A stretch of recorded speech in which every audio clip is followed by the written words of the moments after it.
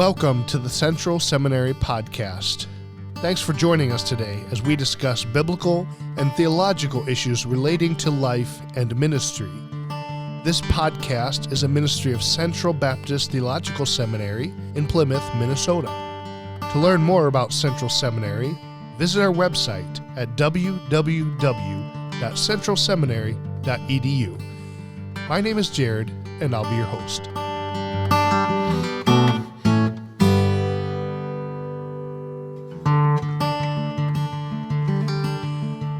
Well, good afternoon. Here we are again with the Central Seminary Podcast. We're excited to bring you another episode, and today we have Pastor Dr. Matt Morrell with us. Welcome, Pastor Matt. Thank you, Jared. It's great to be here. Pastor Matt Morrell, as you probably know, is our president, also the pastor of Fourth Baptist Church here in Plymouth, Minnesota, in the building that houses the seminary. So today we are going to talk about calling a pastor, not whether you should or shouldn't call him pastor. We're going to talk about what does it look like for churches to go through that process of calling a new man. And this is something that's been a particular area of study for you. You wrote your thesis or dissertation for your Doctor of Sacred Ministry on this topic. We're going to get into how this has become an interest to you. But before we do, we always like to ask, are there any books that you're reading that you want to share with us today? Sure, Jared. Thank you. I did bring two books with me here. I've been reading a book by Steve Viers titled Loving Your Community.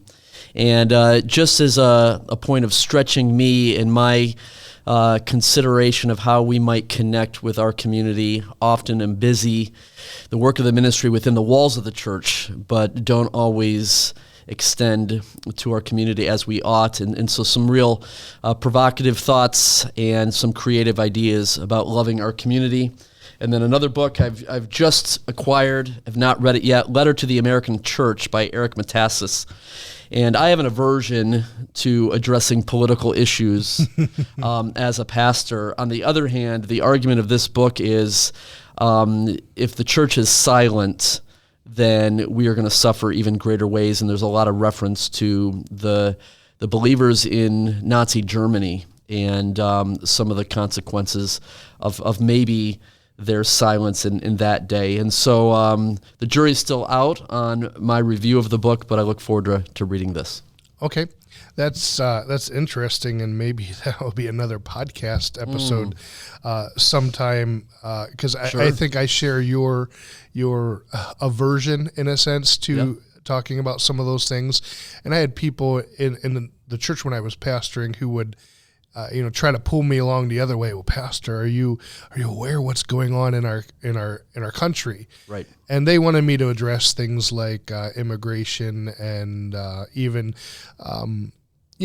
localized things. And I just kind of my view was, well, if it's in the text of Scripture, I'll talk about Sure. it. I'll bring application if it's in the preaching, plan that I have. But I didn't necessarily want to talk to it. But what's interesting to me about what you said is we had an individual in our church who grew up I think the individual's from Latvia and grew up seeing Hitler's regime and some of those things. And so this individual was a little bit more predisposed to calling out some of those things. Sure. And it's just interesting to hear the perspective of Yep. individuals who've gone through that and who've seen that, and I think there's probably things we can learn from that as well. Sure. So let's get to our topic at hand, calling a pastor.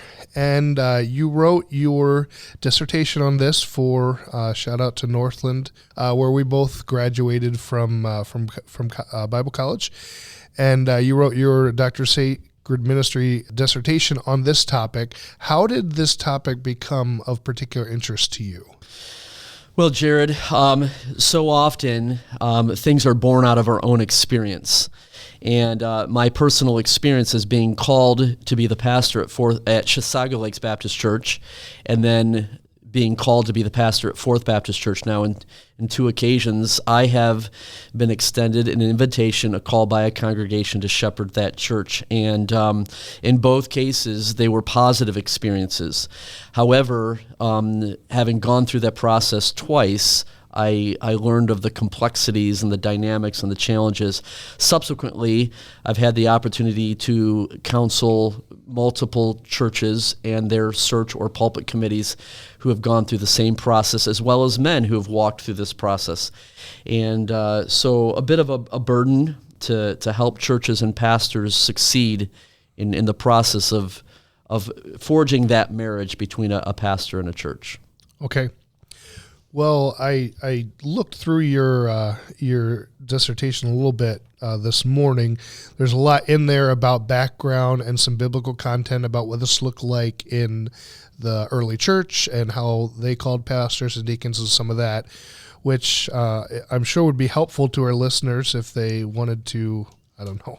Do you make this available? I'd be happy. I have made my doctoral project available to search committees, pulpit committees, or pastors. So I could certainly forward a copy of that to anyone who would be interested if it could be helpful. Okay. Sure. But we're going to talk about the practical side today and maybe some things that you've seen or learned. And I'm sure not only just from your personal experience, but just being connected with a seminary and students and even a larger church in Minnesota, you've seen a lot of things, and you've seen it go really well, and you've seen it go really poorly. So I'm sure you have some good things to share.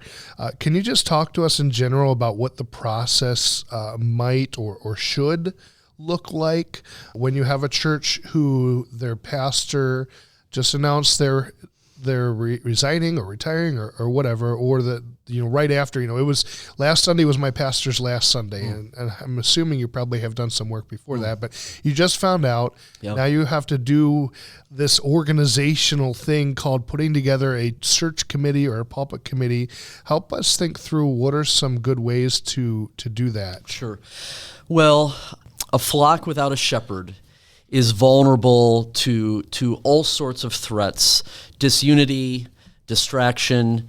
A congregation without a pastor is vulnerable to individual agendas and other political aspirations of some people within the church. And some people are hoping for future change. Some people are hoping that there won't be change. There's perhaps personal hurt or disappointment, fear, and so it's a complex of emotions and decisions. And what happens in the vacuum of the absence of a pastor, different people rise to the top and as natural-born leaders perhaps take initiative.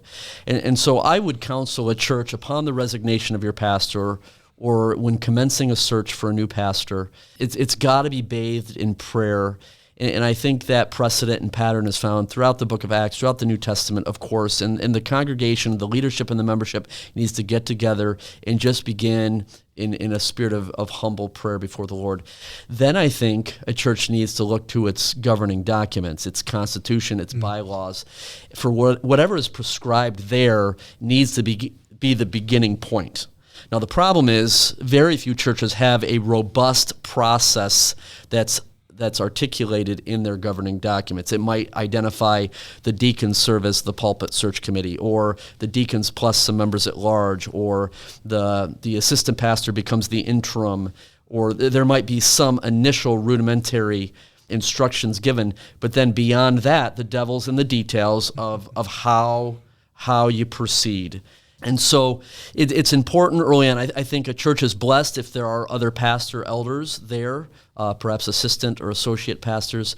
I think a church is blessed if there are mature lay leadership that's there. A church is blessed if there is a seasoned veteran interim that could be appointed or named just to fill the pulpit and bridge the gap there while a church goes through that deliberate process. But it's an intense time. Okay. How do you determine who should go on the pulpit committee? If your constitution, sometimes constitutions will designate, consist of the deacons. Sure. Or sometimes they'll say consist of the deacons and, two other people or whatever. Suppose your constitution has allowment for selecting individuals from the congregation. How should they go about doing that? Well, assuming you're following those guidelines in the documents, the Constitution and such, I think a range of maybe 5 to 9 is a good size for a committee. Anything larger than that can become a monster. I think it's important to have a cross-section of the congregation. I think it's appropriate to even have women represented there, older, younger, but in every case, mature believers that can represent the congregation and who are prepared to do the marathon of heavy lifting that will be required over the months to come. Okay. How does a church go about getting resumes? Right. Okay. So before the solicitation of resumes, what I would counsel a committee to do is to establish first a profile of what they're looking for. Mm-hmm. Before names are introduced, that always front loads all the emotion and the opinions. Before names, start with a profile. What are we looking for? And that profile might be built upon certainly the biblical qualifications of a man, 1 Timothy 3, Titus 1 and such. That profile could also be built upon some feedback from the congregation. And of course, every church is looking for a young man with 40 years of experience. Mm-hmm. They're looking for a young man with lots of experience and lots of education. They're looking for a young man with a wife who can play the piano and whose children are, prodigies in various ways, and so the profile can become the impossible. Mm-hmm. But that profile needs to be established first. Part of that profile would be distinctives for the church. Maybe it's areas of worship, maybe it's areas of Bible version, or maybe the doctrines of grace, or all sorts of theological and philosophical hot points that might be unique or distinctive to that church. And once that profile is established, here's who we're looking for, then I think you begin the solicitation of referrals, names, references, resumes. And it's common for us here at Central Seminary for churches to reach out to us and ask for recommendations. Are there recent graduates? Are there other men that we know? And we're happy to facilitate and serve to network churches with men that are looking. Certainly, everyone in the congregation has a second cousin somewhere that they would recommend. Mm-hmm. In some cases, there's dynamics if there's an internal candidate. What I would counsel a church, if there's an internal candidate, perhaps an assistant pastor or whatnot, that they go through the same objective process, and they not just be named as a successor, but go through the process. So the profile is established, and then a process is established. In my doctoral project, I did identify a specific process that I would recommend steps to be taken. Okay. Now, I want to throw us back to, 6, 8, 9 months ago when we did a podcast together on, I think we titled it The Great Resignation. Yes. Which, by the way, is still our highest listened to episode as of probably 2 weeks ago when I checked. There's some other ones that are close, but okay. One of our higher listened episodes, and we talked about the difficulty that churches have in finding men, finding pastors. Has that changed at all since then? No, I don't think so. There are more churches looking than there are men available to serve. And so we do have a crisis, I think, in the American church, certainly in independent Baptist churches, the circles that Central Seminary serves, where churches are looking for pastors. There's a great need for pastors. And that becomes difficult because every church, again, going back to this ideal profile, we want a man who can walk on water. We're looking for the Apostle Paul to pastor our church, and that may not be the case. I'm grateful in both of my experiences as the pastor at Chisago Lakes Baptist Church and also now at Fourth Baptist Church. The congregation was gracious to embrace me and to follow me as their shepherd in spite of my imperfections. And I have feet of clay, and there are bigger, better, greater men than me that are pastoring across the country. But in both cases, these churches embraced me and followed me, and I'm grateful for that in spite of myself. Okay. So what should the process look like for presenting a man as a candidate when you have someone that they've answered, your surveys or your questionnaires, and you think this would be a good person to present to the congregation? What should that part of the scenario look like? Great. Before I answer that, let me just insert one other thing. In addition to bathing it in prayer from the beginning, establishing a profile, establishing a process and working the process, you're soliciting the names, and as a committee, you're working through those things. I think there needs to be frequent communication along the way with the congregation. A congregation is going to be patient initially, but they're going to be eager to hear. They're going to be asking members of the Pulpit Search Committee, hey, where are we at? Do you have a name? Have you considered this and that? And I think regular updates to the congregation about the progress of the process is really good. But now, as you ask, the Pulpit Search Committee has identified a candidate. And I would argue presenting the candidate to the church with unanimity. If a pulpit search committee, deacons, whatever the leadership team there is, presents a candidate to the congregation without that unanimity or solidarity, you cannot expect a congregation, the membership, to have any greater solidarity than the committee. And there are anecdotes I'm familiar with, churches who have stood before a congregation and said, hey, over the last 9 months, we've been working on this. We've got a candidate we're presenting to you. We voted 7-2 or 6-3, 5-2. And so we're gonna toss them before you and hope that it goes well. There really needs to be a strong vote of confidence from the leadership saying, over these last many months, this last year, we're putting forward a candidate to the congregation that we have, complete support of.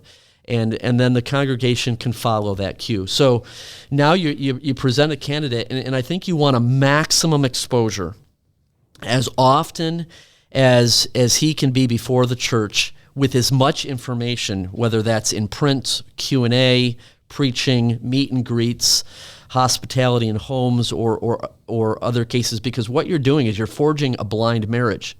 And you're saying to a congregation, hey, over the course of one weekend, we want to forge a marriage here. It's like a blind date, and it's a lot. Now, you as a committee member, or church lay leadership, perhaps you've spent months and months and months getting comfortable with this, and you've seen the other options. But I think you want to maximize the exposure to a congregation. When I came to Fourth Baptist Church as a candidate, it was a process over a weekend, a complete week, and a weekend. It was exhaustive and it was exhausting. Mm-hmm.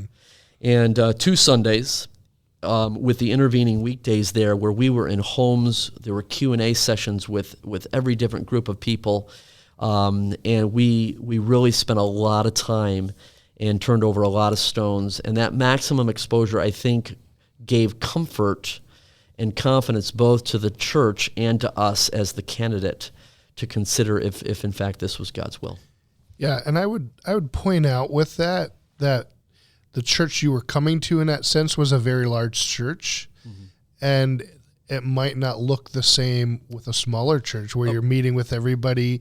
You have a meeting with this percentage of the congregation on Monday, yes. This percentage on Wednesday. You have had a lot of people to be exposed to. That's and true. So it might not look the same in a smaller town, more rural setting. I would definitely agree with you, though, that the more exposure you can get, the better. Yes. We've all seen, or maybe even been in churches. I think one of the churches that I pastored, I think I only preached there once. Mm. And that was, my first pastorate, and I didn't really know any better, but sure. At that time, it was like a whirlwind weekend. Right. We have these whirlwind weekends. You come in Friday and you have a potluck on Friday, and then you have a, grueling 3-hour interview on Saturday with the deacons or pulpit committee, and then you have another potluck on Saturday afternoon, and then Sunday you preach, and then they're voting, and right. It's like, wow, it's like, do they even know you to be able to give a vote? Right. Well, and in many cases, there is a vote of confidence, not just in the candidate, but in the committee. And in the process that the committee went through. So that, for example, if I am sitting in the pew of a church and I'm called upon to participate in extending a call to a man that I've just met. I heard him preach one time, and maybe I shook his hand. What I'm actually doing as a church member is I'm saying I am trusting that the Lord is at work here through the process of that committee. That committee's been working for 9 months. That committee has informed us every couple weeks about the process. That committee explained that they worked through multiple resumes and prospective candidates, and now they are presenting, to the best of their ability, God's man for our church. And so I'm going to vote yes, because I trust the process, and I think that really serves a congregation well. Yeah. And I would, I had some recent experience. I won't overshare too much here, but recent experience with this personally. And because I was not pastoring a church, I was able to have a lot more exposure to the congregation. By the time I was presented as a candidate, I had preached there 4 times, been up there 4 weekends over the course of a couple months. And I really think if you're able to do something like that, it's ideal. Sure. And it's only going to pay off in the long run. Yes. I'd also say that when it comes to maybe you're the church that the pastor is leaving or thinking of leaving, and he's candidating somewhere else, I think sometimes we hold our pastors too tight in the sense that our pastors might be afraid to even tell anybody.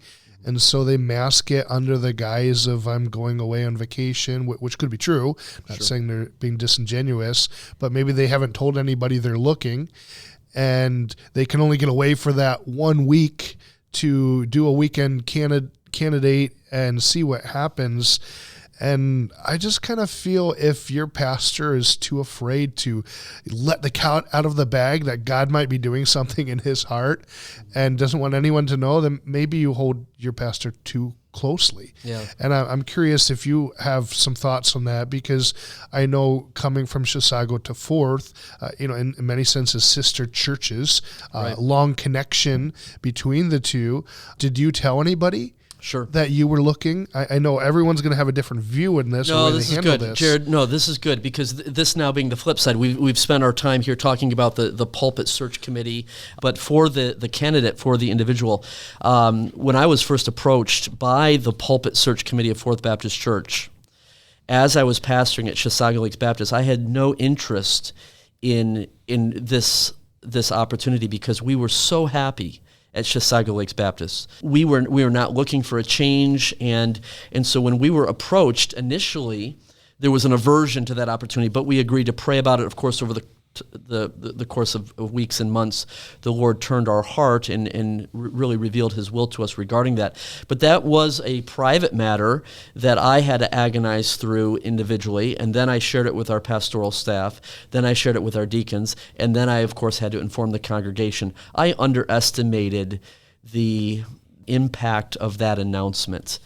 And my intent, of course, was not to hurt or betray a church, but I underestimated and then discovered there was a genuine love and affection that the church had for me.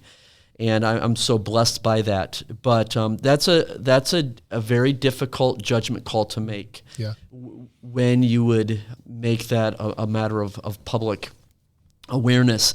I did have a very provocative conversation with a church member at the time who asked me, Pastor Matt, how will you know if it's God's will for you to go pastor another church?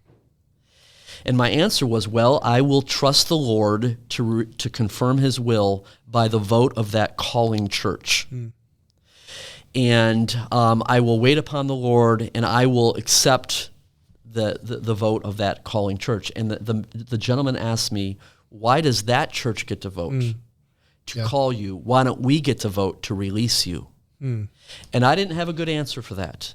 And his argument was, we've known you for these years, 10 years in that case. You're part of us. And why would you trust God to reveal his will through a group of strangers at the calling church and not through a group of your own your own church? And I didn't have an answer for that. In fact, I think, though, in history, I think it was common, maybe among the Puritans and such, for a church to release their pastor for some new ministry assignment, going to the mission field, perhaps commissioning him to that, or to make a move. And so that's something that maybe yet needs to be explored. Of course, in two churches' case, they're perhaps both going to vote for their own purposes. But that's a delicate thing, and I lament perhaps the hurt that I caused when I did inform people, hey, I'm looking to make a move, and I asked the church that they would pray with us that God's will would be made clear in this matter, as we then spent a few weeks in limbo. Yeah. And but Chisago Lakes Baptist Church was gracious to me. Fourth Baptist Church was gracious to me, and so I'm grateful for the maturity of believers on both sides of that equation, in accepting God's new assignment for me there. Yeah, I know of one pastor who, when he started to feel like God was doing something, and he started to put the feelers out there, he told some people, I don't know how broad the circle was, but he told some people at the church and was able to use them as kind of his prayer warriors. Sure. And support a pastor. God's doing something in your heart. We want to support what God might be doing. And I think that was a positive experience for him. Now, he would admit he didn't do it that way in every church. Sure. But that's attractive to me. It's abnormal. Yeah, understood. But and maybe we need to do better as churches to create an area where our pastor, as part of our body, can share that God's stirring something in his heart, and he doesn't have to worry about getting fired because of it. Right. Understood. To flip back, just a few more, maybe some shotgun questions relating to practical considerations for churches in this process. You have these questionnaires, candidate questionnaires. Yes. How much of those should be released or given to the congregation? I've seen some myself on the search side, where questions were asked and the pastor shared, or potential pastor shared, some very intimate details about his personal struggles or spiritual life, and not really something you would want to spread to the congregation. How do you make that determination, what to release, what to share? Well, and again, that's going to be judgment calls, wisdom issues. There's certainly conversations behind closed doors, verbally or in print, that may be reserved for the committee or for leadership. On the other hand, in the interest of full disclosure, I think it is so healthy if a public search committee can communicate to the congregation, this is our candidate, and these are his positions on, again, pick your issues, right? And this is consistent with where we're at as a church, our church doctrinal statement, perhaps our philosophies in other areas. I think an opportunity for a Q&A or a presentation for the candidate to express to the congregation. We can't be exhaustive. We've got an hour time, or we have 2 hours. We can't be exhaustive and turn over every stone, but categorically, here's where I'm at in different areas of theology and philosophy. I think full disclosure can serve a church well. Okay. I've seen other opinions on that, where the pulpit committee, in one scenario, I think the chairman of the pulpit committee was a hiring manager at his work. Okay. And from a business side of it, he looked at it as the congregation has commissioned us to get this task done. And when I hire people at work, I don't bring the whole spread of everyone in to see how they think they'll do. It's me and maybe an HR manager or someone like that. And so they were a little bit more closed. Sure. And they thought, well, if you have a question, he's right there. You can go ask him. Sure. Well, and another dynamic is one's church polity. To what degree is congregational government, which is what I would embrace, to what degree is there elder rule? And again, what do the governing documents of your church, allow? But there are different approaches. And in all of these things, these are wisdom issues and judgment issues. There's not an explicit biblical prescription. We don't have apostolic succession. We don't have apostolic appointments. And so, again, bathing it in prayer and the safety of a multitude of counselors. And it's a delicate thing. It can be a crisis point for churches. There's no doubt about it. Well, I think I should say that maybe make the disclaimer that we're not trying to be reductionistic. There's so much more we could say. Yes. Especially when it comes to the biblical side, biblical principles. You mentioned bathing it in prayer. Yeah. We could talk about qualifications. And so as we switch to maybe some thoughts for the pastor who's looking at a church, let's take this time to say we're not intentionally being reductionistic. We are just because of the nature of a podcast. Right. But there's so much more we could say. There are biblical principles we could lay out, what to look for in a pastor, those sort of things, and we're just not doing those today. So most of our discussion so far has been on the church side. What should churches do? How should churches set up things, the committees, those sort of things. But I do want to take some time to think about the reverse and maybe talk about some questions for a pastor who's looking, maybe a pastor who's in the process of candidating at a church. First of all, how should that individual prepare for contact with churches? Maybe you have someone who's a recent graduate from Central Seminary. Yes. Or you have someone who has been at a church for 15 or 20 years, and he has been in one place for a while, hasn't done a lot of searching, and now he's thinking God might be leading him in other directions. How do they prepare for contacting and reaching out to churches? Sure. Well, certainly it's helpful if a man is clear on his own conscience and convictions regarding issues. I mentioned a few. We could mention other issues: divorce and remarriage, church polity, worship styles, Bible versions, the doctrines of grace. So many of these types of things that are hot button issues. And so a man, whether a recent seminary graduate or a seasoned pastor, has to have clarity for himself, and so that he can communicate with a pulpit committee in a church regarding those things. And that's him presenting himself to them. But then they are presenting themselves to him. And ironically, often it's disproportionately weighted where the church is interviewing the candidate, and the candidate doesn't get the same or equal opportunity to interview the church. Yep. Where is the church on some of these very same issues? What is the history of the church? What's the vision of the church? Core values of the church, mission statement of the church. And so I would encourage a candidate to ask his 20 questions, the proverbial 20 questions, so that he can fully appreciate what he'd be getting himself into. It's an unfortunate thing if a pastor accepts the call to a church and a year in he says, "Boy, I didn't realize that this was a thing," and now it's a point of conflict or disagreement. Ultimately, you can't probably know what you don't know, but I would encourage a candidate to inquire about as much as possible. Yeah, that was the next item on our bullet point here. I always felt like, well, if you're going to grill me, for 3 hours in this interview, or if you're going to give me a list of questions that I'll end up writing, 20 pages to, I'm going to put you through the same process, and I'm going to ask you questions. And I've done that. I've had a list of questions where I wanted to know what their thoughts are on certain things, and they either wrote down answers or we sat down and talked about them, and I think that's important. Some other practical things, and maybe some of this is self-explanatory. Resume, of course, doctrinal statement, have that available. Sometimes that might be something that you have to dust off the cobwebs because, I prepared it in seminary 20 years ago and haven't looked at it since, or whatever. Right. But that's one of them.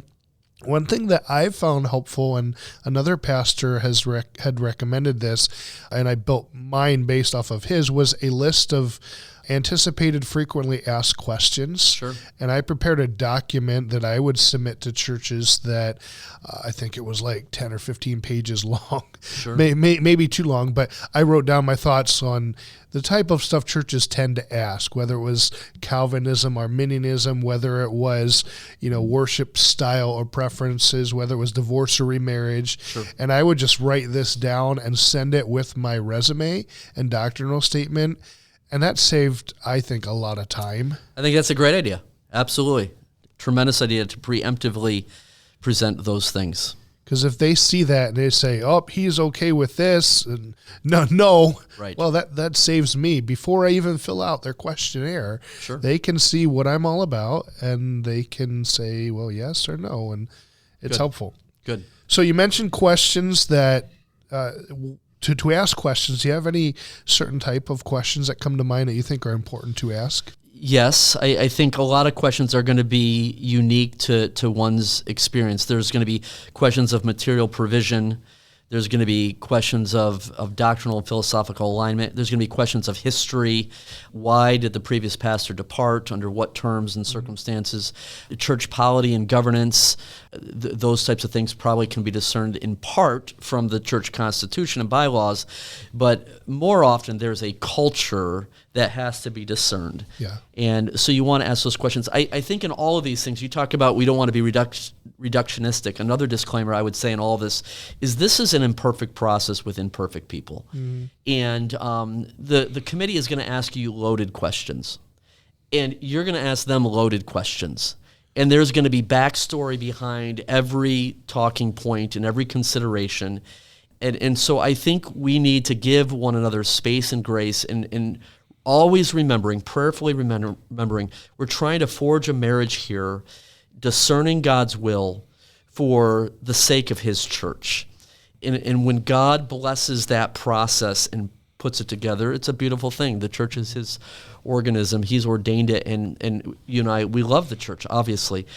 But things are going to be imperfect at best. And so, when you ask a question and the answer maybe is less than ideal or different from your experience, it's okay. The church still needs a pastor, and you're still looking to pastor a church, and so the Lord can be in that. And then you'll have to weigh through, there may be a deal breaker, and there may be something that's absolutely intolerable, and so you can graciously decline and say, I'm not sure that this is a good fit. Yeah. I think that's exactly where I would go. I think Kevin Bowder on one of our first podcast episodes talked about there are tolerable evils and there are intolerable evils. Yes. Certain things you can work with, and so make a list, figure out what are those things that this is a deal breaker for me. They may have their own deal breakers. Right. But you have your deal breakers as well. Right. I always like to ask questions. The three main items for me was, first of all, what is the interplay between pastor and deacons? Sure. And is it a plurality of elders, or is it single pastor led? Is it, the deacons are called deacons, but they function as elders? Who wears the pants in the church? Those sort of questions. Right. That's important. The second thing would be the Constitution, because those are the governing documents. And is there anything in there that you, A, can't abide under, or B, that you think, well, I can be okay with it, but it might be something to change in the future? Yes. And I always tried to have those discussions up front. Hey, guys, this, I'm a little uncomfortable with this. I can wait it out for a little bit, sure, but, I could see us changing this in the future. And then the third is probably the most obvious, but worship style. You don't want to have your first Sunday where you lead the congregation in a certain song and half the people leave because I can't believe you sang that song. Or, right. That's a hard start. Yeah. Yeah, that's a hard start.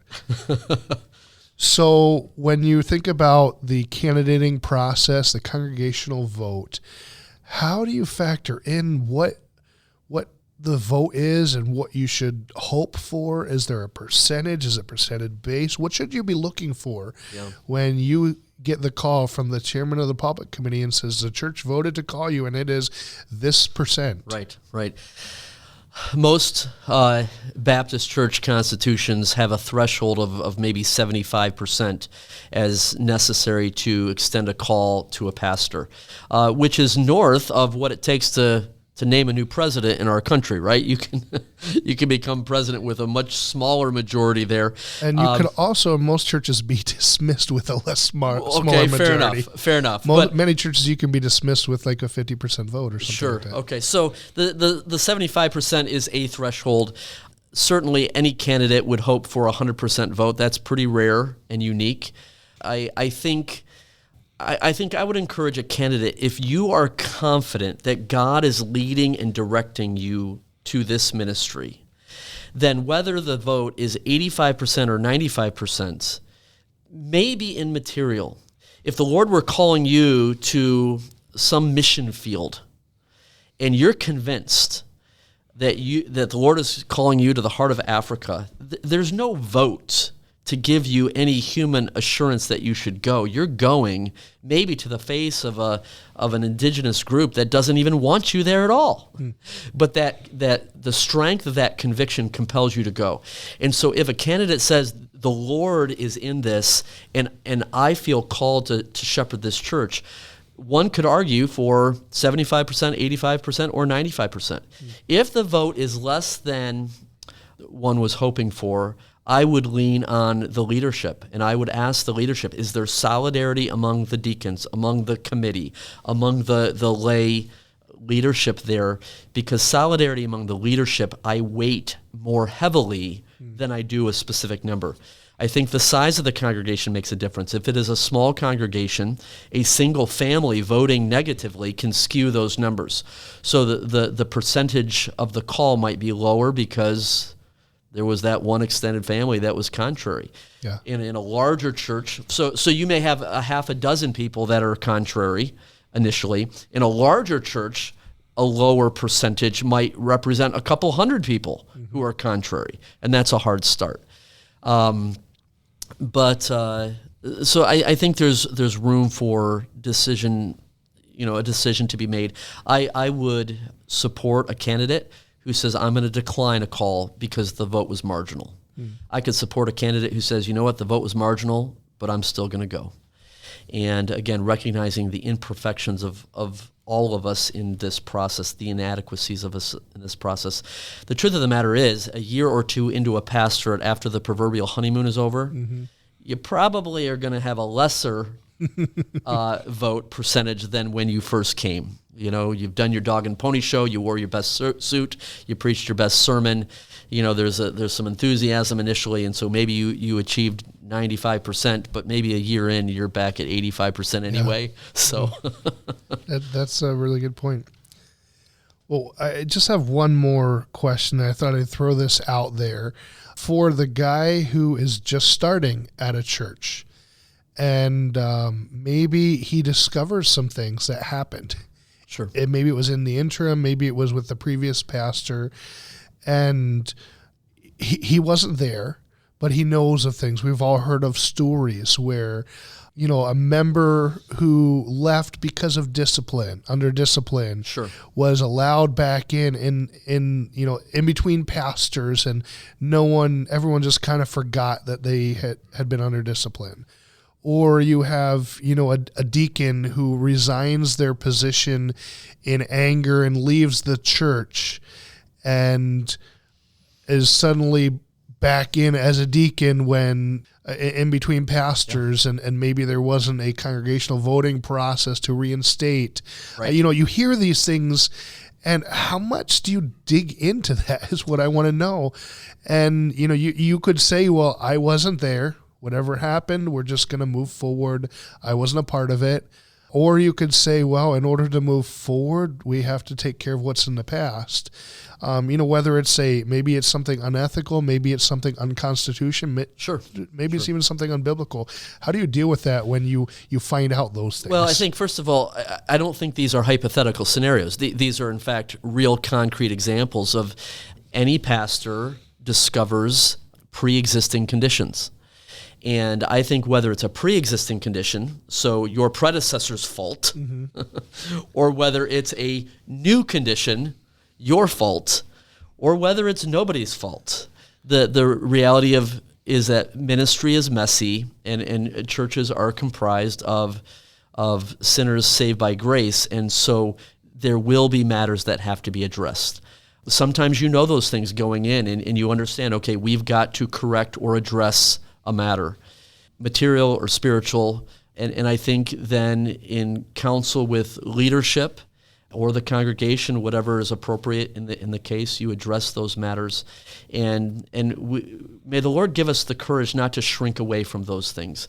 I think I would encourage any pastoral candidate, if God has called you to pastor, and if you love His church, then shepherd the church with all of its warts and scars and pre-existing conditions. Love those people and lead them forward to maybe a better circumstance or a better place, because every church has problems, and some of them are in the closet, under the table, or hidden or unknown. But as the Lord brings those things to light, I think you can shepherd a church through that. Maybe a painful experience. Maybe there was, God forbid, some scandal, that was pre-existing, that will always be a cloud over that church in that community. And there has to be some remedial work or some mitigation to that. But God's gift to his church, I'm thinking of Ephesians 4, God has given pastors, teachers, for the equipping of the saints, for the work of the ministry, till we all come to that mature, full stature of Christ. And so if there are listeners here to this podcast that have endured through to this point, and you're part of a church, I would say welcome and embrace your pastor. Follow him. He is God's gift to you. If there is a pastoral candidate who has endured through this podcast listening to this point, I would say to you, love and shepherd your church in spite of its brokenness, for this is God's grace toward us all. And may God bless his church. Okay. Well, that sounds like a good place to wrap it up. Do you have any works of God that you want to share with us before we go? Well, I'm grateful for God's blessing on my family. I have two of my own children who are graduating from Bob Jones University this very weekend. And so a personal blessing as our family is able to celebrate with them finishing their course of study there, as we're wrapping up of the school year here at Central Seminary, as well as at Fourth Baptist Church and Christian School. We're just grateful for God's provision and sustaining us, and we're going to soldier on. Okay. Thank you. Well, thank you for your time today, Pastor Matt. Thank you, Jared. Next time on the Central Seminary Podcast. I'm sorry doesn't make it plain. We are so good at wrapping things up in this Christianese. Well, that's a very controversial issue. What are some other passages of Scripture that you might use? How are you thinking, speaking, acting, and relating as it relates to God, as it relates to others, as it relates to circumstances? How important is the terminology that you use? I'm sorry that you feel that way is a very ugly thing to tell someone. Do you think confession and repentance is kind of a lost art? Pain has two sources biblically. There is physical pain, and then there's spiritual pain. I'm sorry you got upset. I would have connected to the check engine light in the car. You probably have a whole list of alliterated points somewhere. I think what we tend to do is we tend to put confession and believe that that's repentance. Look for our next episode on the Central Seminary Podcast.